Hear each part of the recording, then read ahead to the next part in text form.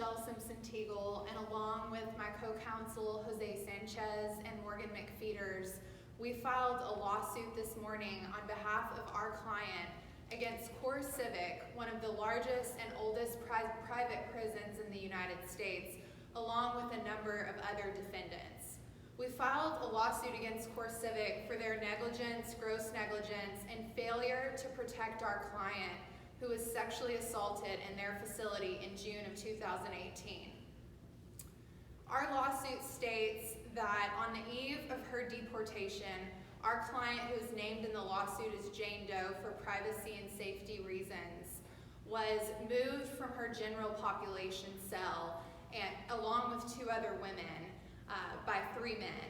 She was then held there for several hours. It was an isolated cell that was not in the general area where she had been held. And around midnight, she and the other 3 women saw 3 men enter their cell, and they were hit until they stopped resisting, and they were sexually assaulted. The next day, our clients were taken in a bus and they were deported to Mexico. In early 2019, just about 9 months after her assault, our client gave birth to a baby girl who was conceived from the rape in this CoreCivic facility. You know, immigration is a controversial issue in this country to some people, but rape on the taxpayer dime should not be. If our government is going to pay private companies like CoreCivic to house and care for people in detention, then they need to know what's going on in their facility and protect those people. We should get what we pay for as taxpayers. And we pay for these people to be entrusted to these private companies and in their facilities. CoreCivic cannot plausibly say that they didn't know what was going on in their facility, because if they do, then they have bigger problems than we even knew. Now, CoreCivic's history is not good. You can do a simple search and see that these private prison companies, CoreCivic being one of the main 2 in this country, have quite the track record when it comes to human rights violations and to sexual assault. In fact, CoreCivic in the past few years has ranked 2nd as private facilities that had the most reported sexual assaults per person in their facility. And yet we reward them, and our federal government rewards them continued contracts. And just in March of this year, during the COVID pandemic, the federal government awarded CoreCivic, this private company, a $50 million contract with the Houston processing facility that will span about another decade after this track record. This has to stop. We know that this client and this woman's experience is sadly just the tip of the iceberg, and that there are many, many other people and women who have similar experiences. No woman should have to go through what our client suffered that day. We know that these women may hear about this case. We hope that they hear about our client's experience, and I know that our client hopes that too. So they know that they are not alone, that regardless of where you live or if you are documented or not, that you have rights in this country, and that we will listen to you and we want to hear from you. I'm going to pass it on to my co-counsel, Jose Sanchez and Morgan McFeeters. They're both going to give some comments as well. Jose will also be available to do the full comments in Spanish for any Spanish-speaking stations, and then we'll open it up to questions.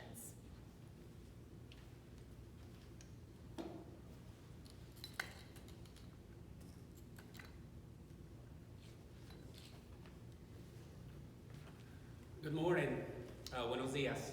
My name is Jose Sanchez, and I am proud to represent our client along with Michelle and Morgan in this lawsuit that we filed this morning in the Southern District Federal Court here in Houston.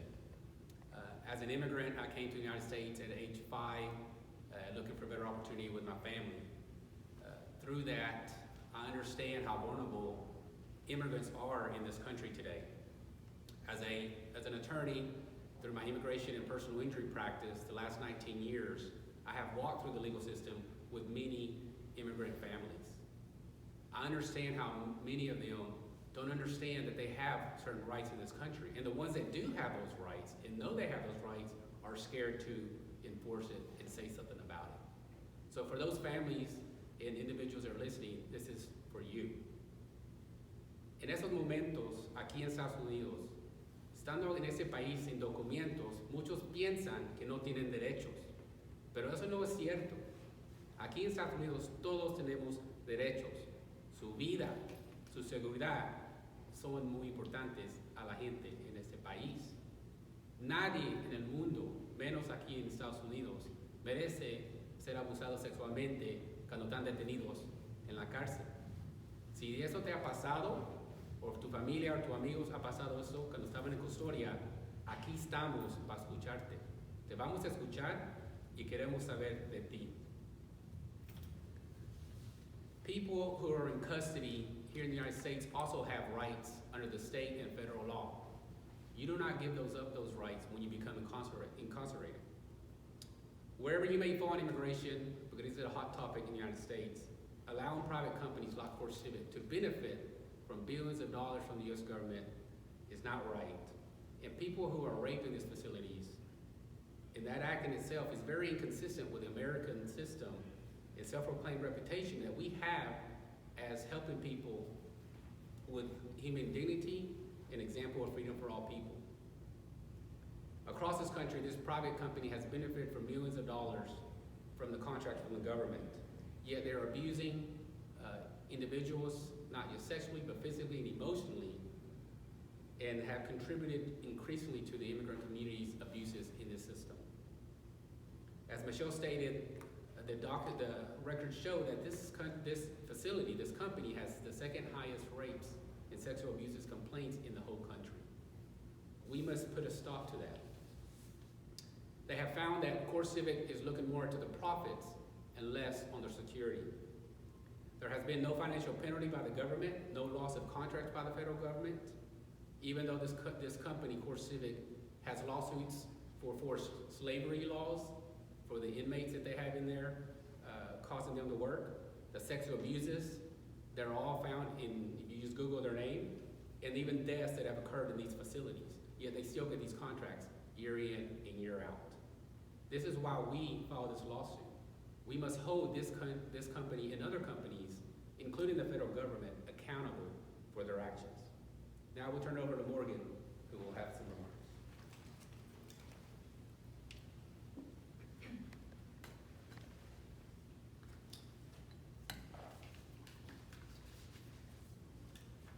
Good morning. My name is Morgan McFeeters, and I, along with Jose and Michelle, represent our client in this case.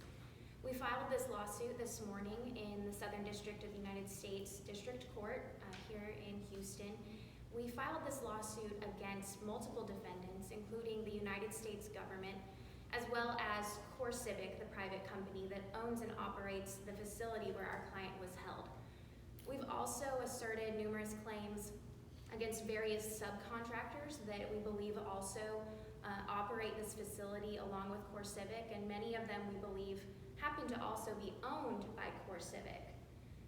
Our claims ultimately boil down to a pretty simple statement. Our client has alleged that while she was detained at this CoreCivic facility, she was sexually assaulted. We have alleged that CoreCivic, as the owner and operator of this facility, owed her legal duties to protect her from harm while she was in their custody and care. They breached those duties when they either perpetrated or at least allowed this to happen. They allowed guards to move her and these two other women to an isolated area of this facility. They allowed 3 men to enter this cell and sexually assault them. They owed her legal duties to protect her, and they failed to do so. We believe that the law here is clear, that it provides an avenue for clients and people like our client Jane Doe to seek redress for their injuries when they are harmed by a company who profits from them but fails to protect them. And then we'd open it up to any questions that y'all may have. To your knowledge, has CoreCivic done anything with these guards that you're alleging here? Not to our knowledge. And to our knowledge, even when sexual abuse has been uncovered involving this company, nothing really has been done. And they claim a zero tolerance policy as far as sexual abuse, but we know from ICE's own data that that is not the case in their facilities. It's disturbing. Houston, it ranks second, right? And according to this, just kind of talk a little bit more about that. And second in the country. Sure. So ICE releases data on the number of sexual assaults that are reported, and specifically private prisons rank at the highest for the number of sexual assaults. And then in that ranking of facilities, CoreCivic's Houston Processing Center is number 2. There is another center that is above them in San Diego, which is also CoreCivic owned. And it's really important when we look at these numbers and this data is that these are just the numbers that are reported. We know that sexual abuse and assault is a highly underreported crime, even more so in vulnerable populations like this. And so that's just a small piece of what we know is probably the real number. Yeah, I was going to say, aside from monetary damages, you're just trying to get the word out and make people aware of what's going on here, right? Right. We want to get the word out. We want other women who have been through what our client has gone through to know that you don't have to deal with this. I don't think that it was by chance that these women were assaulted on the eve of their deportation. That timing is very convenient for the perpetrators in the facility to avoid responsibility, and it basically leaves these women with no one to report to and no process. And so we want to give women like our client that process. They deserve that. Have you heard from the other 2 women? We have not, but we really hope that through this publicity that the other 2 women will reach out to us or to law enforcement. We want to hear from them. I think that their stories are just as important. Y si las otras mujeres que estaban en ese caso, no las conocemos, pero si están escuchando allá en México, sabemos que están en México. Si están escuchando esto, por favor, queremos hablar con ustedes, porque también ustedes tienen derechos. Comunicar con nosotros y también otras mujeres que les ha pasado esto y que ahorita están deportadas en México o otros países, por favor nos avisen, porque también tienen esos derechos. No nada más tienen que estar en su país y pensar que no pueden hacer algo. Aquí estamos para luchar por ustedes.